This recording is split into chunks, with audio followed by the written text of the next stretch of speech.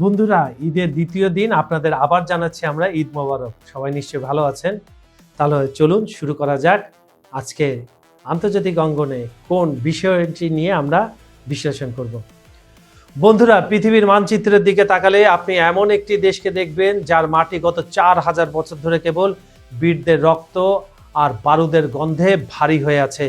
ইতিহাসের পাতা উল্টে দেখুন, গ্রিক বীর আলেকজান্ডার থেকে শুরু করে রক্তপিপাসু চেঙ্গিস খান, তৈমুর লং থেকে আধুনিক যুগের সুপার পাওয়ার আমেরিকা, ইসরায়েল সবাই চেয়েছিল এই দেশটিকে মানচিত্র থেকে মুছে দিতে। কিন্তু ইরান কোনো সাধারণ দেশ নয়। ইরান হলো সেই ফিনিক্স পাখি যা বারবার নিজের ধ্বংসস্তূপ থেকে জেগে ওঠে। আজকের বিহাইন্ড দ্য সিনের বিশেষ ভিডিওতে আমরা উন্মোচন করব পারস্যের সেই মহাকাব্যিক লড়াইয়ের গল্প, যেখানে একদিকে 4000 বছরের প্রাচীন তলোয়ারের ঝনঝনানি আর অন্যদিকে আধুনিক ড্রোন ও ব্যালিস্টিক মিসাইলের গর্জন। কেন ইসরায়েল আর আমেরিকা শত চেষ্টা করেও ইরানকে দমাতে পারছে না? এটি কি কেবল একটি দেশের টিকে থাকার লড়াই, নাকি বিশ্বজয়ের কোনো গোপন নীল নকশা? জানতে হলে ভিডিওটি শেষ পর্যন্ত দেখুন, কারণ আজ আমরা পারস্যের এমন এক ইতিহাসের ভেতর দিয়ে হাঁটবো যা আপনার গায়ের লোম খাড়া করে দেবে।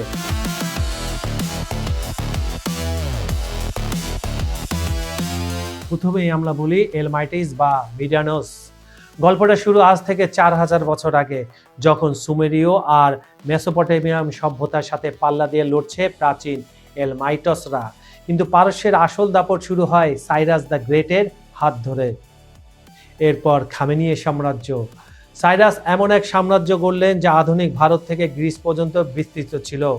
ইতিহাস বলে সাইরাস প্রথম মানবাধিকারের কথা বলেছিলেন, কিন্তু তার সেনাবাহিনী ছিল যমদূত। 3000 ইমমর্টালস বা অমর সৈনিকদের কথা ভাবুন, যাদের একজন মারা গেলে সাথে সাথে আরেকজন জায়গা করে নিত। এরপরে এলো থার্মোপাইলি ও গ্রিক যুগ। 300 জন স্পার্টান কি সত্যি রুখে দিয়েছিল পারসিকদের? ইতিহাসের বই যাই বলুক, পারসিক সম্রাট জার্জেক্স গ্রিস পুড়িয়ে দিয়েছিলেন। তবে এরপর দৃশ্যপটে এলেন আলেকজান্ডার দ্য গ্রেট। পার্সোনোপ্লিস পুরল, কিন্তু পারস্যের আত্মা মরল না।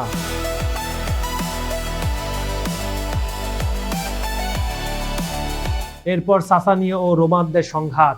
ইসলামের আগমনের আগে রোমানদের প্রধান শত্রু ছিল পারস্য। বছরের পর বছর রক্তক্ষয়ী যুদ্ধে দুই পক্ষই ক্লান্ত হয়ে পড়েছিল। ঠিক তখনই মরুভূমি থেকে এলো ঝোড়ো হাওয়া, আরবদের বিজয়। এরপর চেঙ্গিস খাঁর অভিশাপ। পারস্যের ইতিহাসের সবচেয়ে কালো অধ্যায় হলো মঙ্গোল আক্রমণ। 1219 সালে চেঙ্গিস খাঁ যখন নিশাপুর আর বাগদাদ আক্রমণ করলেন, তখন রক্তের নদী বয়ে গিয়েছিল। বলা হয়ে থাকে মঙ্গোলরা পারস্যের জনসংখ্যার 1/3 হত্যা করেছিল, কিন্তু ইরান তার সংস্কৃতি দিয়ে উল্টো মঙ্গোলদেরই বদলে দিল। ধ্বংসকারীরাই শেষে পারস্যের শিল্প সাহিত্যের ভক্ত হয়ে গেল। এরপর আসলো সাফাভিদ ও অটোম্যানদের টক্কর। এরপর শুরু হলো শিয়া সুন্নি শ্রেষ্ঠত্বের লড়াই। অটোম্যান সুলতানদের বিশাল বাহিনীর সামনে শাহ আব্বাসের কৌশলী পার্সিক বাহিনী বুক চিতিয়ে দাঁড়িয়েছিল।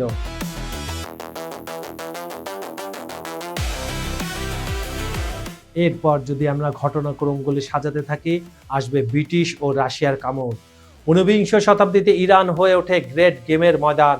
একদিকে ব্রিটিশ সিংহ, অন্যদিকে রাশিয়ান ভালুক। তারা ইরানের তেল আর ভূ রাজনীতি নিয়ে ছিনিমিনি খেলছে। সেই সময় খেলেছিল, এখন হচ্ছে অন্যভাবে। এরপর 1979 ইসলামিক বিপ্লব, শাহের পতন এবং আয়াতুল্লাহ খামেনির উত্থান। বিশ্ব রাজনীতিতে এক বিশাল বিশাল বিশাল আকারের ভূমিকম্প হতে থাকলো। ঠিক এক বছর পরে শুরু হলো বিংশ শতাব্দীর দীর্ঘতম প্রথাগত যুদ্ধ, ইরান ইরাক যুদ্ধ, 1980 থেকে 1988 পর্যন্ত। এরপর সাদ্দামের আগ্রাসন বনাম হিউম্যান ওয়েভ। পশ্চিমা বিশ্বের মদদে সাদ্দাম হোসেন ইরান দখল করতে চাইলেন, কিন্তু তিনি ভুলে গিয়েছিলেন পারসিকদের জেদ। এই যুদ্ধে ইরানের কিশোররা পর্যন্ত গলায় জান্নাতের চাবি ঝুলিয়ে মাইনফিল্ড পরিষ্কার করতে নেমে পড়েছিল।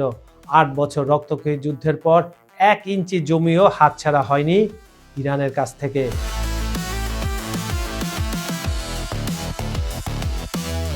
শিয়া ক্রিসেন্ট ও কাসেম সুলাইমানি। বর্তমান ইরানের যুদ্ধনীতি হলো প্রক্সি ওয়ার। লেবানন থেকে শুরু করে ইয়েমেনের একটি গ্রুপ, ইরান তার প্রভাব বলয় ছড়িয়ে দিয়েছে পুরো মধ্যপ্রাচ্য জুড়ে, যেটাকে বলে পার্সিয়ান গলফ। কাসেম সুলাইমানি ছিলেন এই আধুনিক দাবা খেলার মাস্টারমাইন্ড। এরপর ইরান ইসরায়েল ছায়াযুদ্ধ, এখন আর তলোয়ার নয়, লড়াই হচ্ছে সাইবার অ্যাটাক আর ড্রোন দিয়ে। 2024-25 সালে আমরা দেখলাম ইরানের মাটি থেকে সরাসরি ইসরায়েলের মিসাইল হামলা, আয়রন ডোম বনাম ইরানের ব্যালিস্টিক মিসাইলের লড়াই বিশ্বকে তৃতীয় বিশ্বযুদ্ধের কিনারে নিয়ে দাঁড় করিয়েছিল। এরপর এখন তো যুদ্ধ রানিং আছে। এরপর পারমাণবিক থ্রিলার, ইরানের সবচেয়ে বড় যুদ্ধ এখন ল্যাবে, পারমাণবিক বোমা কি তাদের হাতে আছে? এই একটি প্রশ্ন পুরো মধ্যপ্রাচ্যকে অস্থির করে রেখেছে।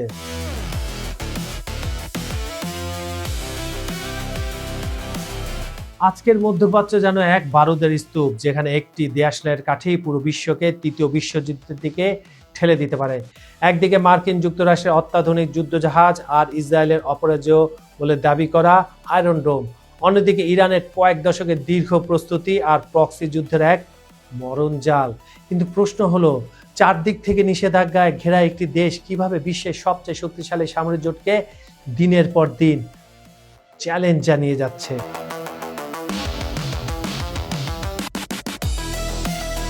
ইরান গত 2 দশকে একটি বিষয় খুব ভালো করে বুঝেছে, তারা আকাশপথে প্রচলিত যুদ্ধ বিমানে আমেরিকা বা ইসরায়েলের সাথে পাল্লা দিতে পারবে না। তাই তারা বেছে নিয়েছে অপ্রতিসম যুদ্ধ, যাকে আমরা অ্যাসিমেট্রিক ওয়ারফেয়ার বলে থাকি।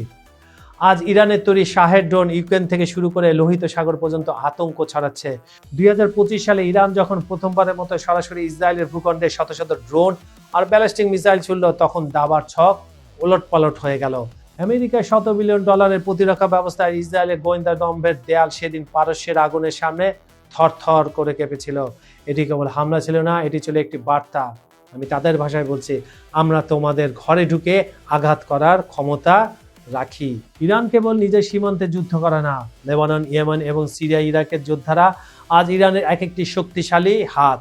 আমেরিকা ও ইসরায়েল যখন ফিলিস্তিন বা লেবাননে আঘাত করে, তখন ইউএন থেকে লোহিত সাগরে জাহাজ চলাচল বন্ধ করে দেওয়া হয়।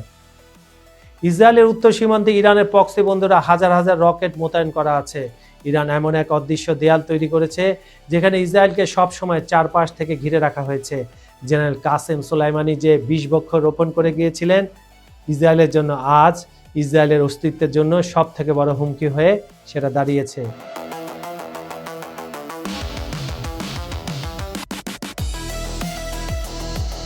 আমেরিকা ও ইসরায়েলের ঘুম কেড়ে নিয়েছে ইরানের ভূগর্ভস্থ ল্যাবরেটরিগুলো। নাতানজা থেকে ফোর্দা, মাটি 100 ফুট নিচে ইরান কি করছে তা নিয়ে গোয়েন্দা সংস্থাগুলো দিশেহারা। ইসরায়েল বারবার ইরানের বিজ্ঞানীদের হত্যা করেছে, সাইবার হামলা চালিয়েছে, কিন্তু পারস্যের জেটকে দমাতে পারেনি। ইরানের হাতে পারমাণবিক অস্ত্র আসা মানে মধ্যপ্রাচ্যের আমেরিকার কয়েক দশকের একক আধিপত্যের অবসান। আর এই কারণে আমেরিকা ও ইসরায়েল মরিয়া হয়ে উঠেছে ইরানের উপর মরণ কামড় দিতে। তারা দিচ্ছে, কিন্তু তাদের দাঁত ভেঙে দিচ্ছে ইরান। বন্ধুরা, পরিশেষে একটি কথা বলতেই হয়, ইতিহাস কেবল বিজয়ীদের লেখা কোনো গল্প নয়। ইতিহাস হলো টিকে থাকার নাম। 1000 বছর আগে গ্রিকরা এসেছিল, পারেনি। মঙ্গলরা এসেছিল, ব্রিটিশরা এসেছিল, এমনকি সাদ্দাম হোসেনও এসেছিল। তারা সবাই আজ ইতিহাসের পাতায় ধুলোয় মিশে গেছে, কিন্তু পারস্যে সে লায়ন বা সিংহ আজও গর্জন করছে। আজকের ইরান কেবল তেল বা গ্যাসের দেশ নয়, এটি এমন এক আদর্শের নাম যারা নতজানু হয়ে বেঁচে থাকার চেয়ে বুক চিতিয়ে মৃত্যুকে বেছে নিতে জানে। পশ্চিমারা যখন ড্রোনের শব্দে কাঁপে, কিংবা ইসরায়েল যখন তাদের অত্যাধুনিক আয়রন ডোমের আড়ালে লুকোয়, তখন বুঝতে হবে 4000 বছরের সেই অজেয় পারস্যিক রক্ত আজও ফুরিয়ে যায়নি। সাদ্দামের বিরুদ্ধে 8 বছরের যুদ্ধে ইরানের কিশোররা যেভাবে মাইনফিল্ডের উপর দিয়ে হেঁটে গিয়েছিল, সেই একই পথে আজও তাদের মূল শক্তি। পশ্চিমা মিডিয়া ইরানকে বিচ্ছিন্ন দেশ হিসেবে দেখাতে চাইলেও ইরানের জনগণের একটি বড় অংশ মনে করে এটি তাদের অস্তিত্ব রক্ষার লড়াই। তারা জানে একবার দুর্বল হলে লিবিয়া বা ইরাকের মতো তাদেরও মানচিত্র থেকে মুছে ফেলা হবে। হয়তো ইরানকে অর্থনৈতিকভাবে পঙ্গু করা গেছে, হয়তো তাদের উপর হাজারো নিষেধাজ্ঞা চাপিয়ে দেওয়া হয়েছে, কিন্তু তাদের জেদ আর আত্মসম্মান কি দমানো গেছে? মোটেও না, বরং প্রতিটি আঘাত তাদের আরও ধারালো করেছে।